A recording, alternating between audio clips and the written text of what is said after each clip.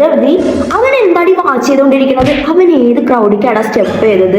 ഇൻസ്റ്റഗ്രാമിൽ ഇപ്പോൾ വൈറലായിക്കൊണ്ടിരിക്കുന്ന ചില റീൽസിന്റെ ക്യാപ്ഷനെ കുറിച്ചുള്ള മെയിൻ ഡൗട്ട്സ് ആണിത്. സത്യം, ഇൻസ്റ്റഗ്രാമിൽ ഇപ്പോൾ പല വൈറൽ റീൽസിന്റെ ക്യാപ്ഷൻ നോക്കിയാലും ഈ ഒരു ക്യാപ്ഷൻ അവിടെ കാണാം. Tonight at the beach took a turn in the audience as he watched at Gracio Brams and Doja Cat perform at Vogue World.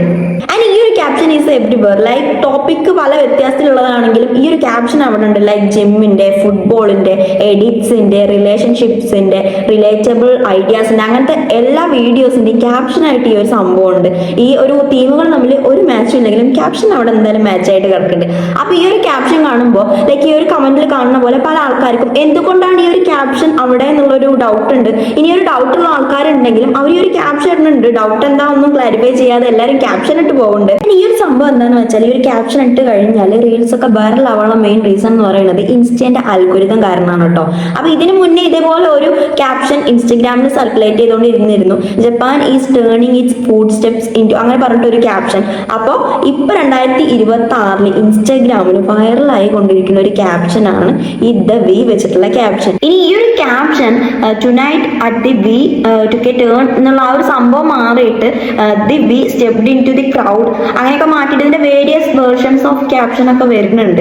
ഇനി വേരിയസ് വേർഷൻസ് ഒക്കെ വന്നാലും ദി വി അവിടെ കോമൺ ആണ് കേട്ടോ. ആളെ വിട്ടിട്ടില്ല, ആളെ വിടാതെയാണ് ഈ ക്യാപ്ഷൻ ഇങ്ങനെ നന്നായിട്ട് കോപ്പി പേസ്റ്റ് ചെയ്തിട്ട് സർക്കുലേറ്റ് ചെയ്തുകൊണ്ടിരിക്കുന്നത്. ആൻഡ് ഇതിന്റെ ഉത്ഭവം എന്ന് പറയുന്നത് ഈ ഒരു വീഡിയോ എന്നായിരുന്നു കേട്ടോ. അതായത് വോഗിന്റെ ഒരു ഇവന്റ് തിയോങ് അറ്റൻഡ് ചെയ്ത് ഈ ഒരു വീഡിയോ ഒന്ന്, അതായത് അന്ന വിൻഡോർ തിയോങ്ങിനെ വോഗ് വേൾഡ് ഇവന്റ് അറ്റൻഡ് ചെയ്യാൻ വേണ്ടിയിട്ട് ഇൻവൈറ്റ് ചെയ്തു. ആൻഡ് തിയോങ് വന്നിട്ട് ഈ ഒരു ഇവന്റ് അറ്റൻഡ് ചെയ്തു. ഈ ഒരു ഇവന്റ് അറ്റൻഡ് ചെയ്ത് ഈ വീഡിയോ ഈ ഒരു ക്യാപ്ഷൻ ഇട്ടിട്ടാണ് വോഗ് എന്ന് പോസ്റ്റ് ചെയ്തിരുന്നത്. പോസ്റ്റ് ചെയ്തതിനു ശേഷം വീഡിയോ കയറി വൈറലായി and insane amount of engagement ആയിരുന്നു ഈ ഒരു വീഡിയോക്ക് കിട്ടിയിരുന്നത്. അപ്പൊ ഇത് കണ്ടിട്ട് ചില ആളുകൾ വിചാരിച്ചു ഈ ഒരു ക്യാപ്ഷൻ കൊണ്ടായിരിക്കും ഇങ്ങനെ ഒരു വീഡിയോ, ചില ക്യാപ്ഷനിലെ ഫ്രേസ് കീവേഡ്സോ കൊണ്ടായിരിക്കും ഇങ്ങനെ വീഡിയോ വൈറൽ ആവുന്നതും ഇങ്ങനെ എൻഗേജ്മെന്റ് വരുന്നതും. അതുകൊണ്ട് തന്നെ തന്റെ വീഡിയോ ഈ ഒരു ക്യാപ്ഷൻ ഇട്ട് പോസ്റ്റ് ചെയ്ത് കഴിഞ്ഞാൽ എങ്ങാനും റീച്ച് ആയാലോ എന്ന് വിചാരിച്ചിട്ട് ആരോ ഒരാളെടുത്ത് ഈ ഒരു ക്യാപ്ഷൻ ഇട്ടിട്ട് വീഡിയോ പോസ്റ്റ് ചെയ്തു.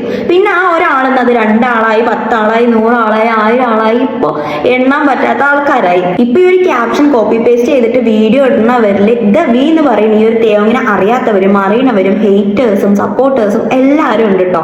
ഇനി ഇതിൽ ഫണ്ണിയായിട്ടുള്ള ഒരു കാര്യം, ഈ ഒരു ക്യാപ്ഷൻ അങ്ങോട്ട് ഓൺ ആയിട്ട് വർക്ക് ചെയ്യല്ല.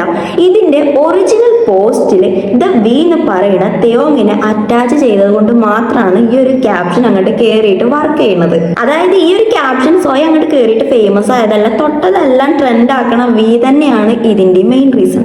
ആൻഡ് ഈ വി തന്നെയാണ് ഇൻസ്റ്റാഗ്രാം അക്കൗണ്ട് തുടങ്ങിയിട്ട് ഫാസ്റ്റസ്റ്റ് 1 മില്യൺ ഫോളോവേഴ്സും ഫാസ്റ്റസ്റ്റ് 10 മില്യൺ ഫോളോവേഴ്സും സെയിം ഡേ 4 മണിക്കൂർ 52 മിനിറ്റ് ആയപ്പോഴത്തേക്കും നേടി എന്നുള്ളതിൽ ഗിന്നസ് വേൾഡ് റെക്കോർഡ് നേടിയ വ്യക്തിയും. അതുപോലെ വീണ്ടും ഫീഡിലെ വൈറൽ പോസ്റ്റിന് മാത്രമല്ലാതെ എല്ലാ പോസ്റ്റിനും 10 മില്യണിലധികം ലൈക്സ്.